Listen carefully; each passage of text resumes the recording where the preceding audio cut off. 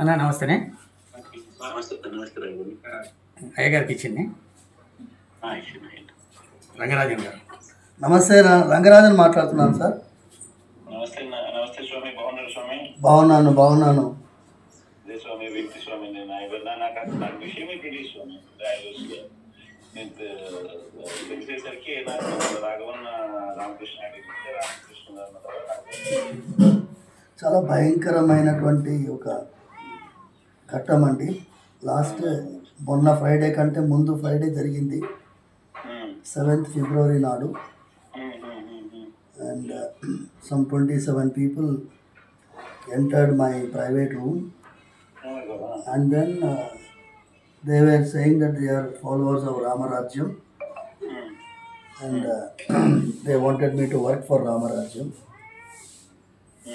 And what is that? ఏం కావాలి అంటే మాకు సైన్యం తయారు చేసుకోవాలి, రామరాజ్య సైన్యము. దానికి కావాల్సిన వనరులు ఏర్పాటు చేసుకోవాలి.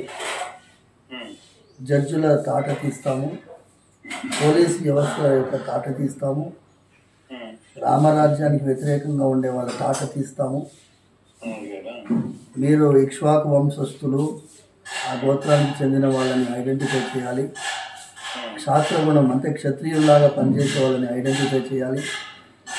వాళ్ళందరినీ మాకు ఎన్రోల్ చేయాలి. దానికి కావాల్సిన వనరులు వైశ్య గుణం ఉన్నవాళ్ళు అంటే బిగ్ ఇండస్ట్రియలిస్ట్, బిజినెస్ పీపుల్, వాళ్ళని ఐడెంటిఫై చేయాలి. వాళ్ళ ద్వారా మాకు కావాల్సినటువంటి వనరులు ఏర్పాటు చేయాలి. ఇవన్నీ చెప్పారు. అన్నాను, ఇది కాదు కదా రామరాజ్యం. రామరాజ్యం అనేది రాజ్యాంగంలో ఆల్రెడీ ఉన్నది. అది శ్రీరాముల వారిది, సీతమ్మ తల్లిది, లక్ష్మణుడు. Part 3 of the Constitution, rule of law. రాజ్యము మన న్యాయం ఉన్నది, చట్టం ఉన్నది, ధర్మం ఉన్నది, న్యాయస్థానాలు ఉన్నాయి. అవన్నీ సక్రమంగా పనిచేసి ఈ దేశంలో శాంతి భద్రత ఉండేటట్టు చేయడమే కదా రామరాజ్యము. ఇదేదో కొత్తగా ఉంది కదా, దీనికి ఏమాత్రం నేను ససేమిరా అన్నానండి. దానికి 40 నిమిషాలు భయంకరమైనటువంటి చిత్రహింసకి లోనయ్యాను. తర్వాత నేను ఇక లాభం లేదు అని చెప్పి సరే అన్నట్టుగా లాస్ట్లో ఒక 2-3 minutes నేను వాళ్ళతో ఏకీభవించినట్టు.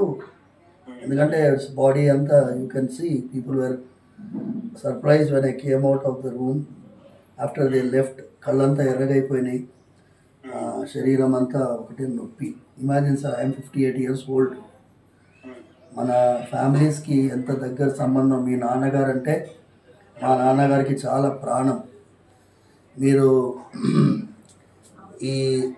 ఇది మనకి ఒక పెద్ద పరీక్ష. అందుకోసం దానికి తగినట్టుగా నేను పోలీస్ కంప్లైంట్ ఇచ్చాను. Our Telangana police has done an excellent job. They have nabbed already 22 people. ముఖ్యమంత్రి రేవంత్ రెడ్డి గారు కూడా ఫోన్లో మాట్లాడారు sir. It's all of you are having so much of affection. మీరు ఫోన్ చేయడమే నాకు 1000 ఏనుగుల బలంలా ఉంది.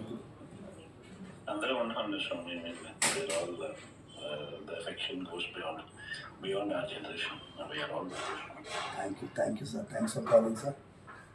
రాఘవరెడ్డి గారికి మా ఫ్యామిలీకి ఇవాళది కాదు సార్.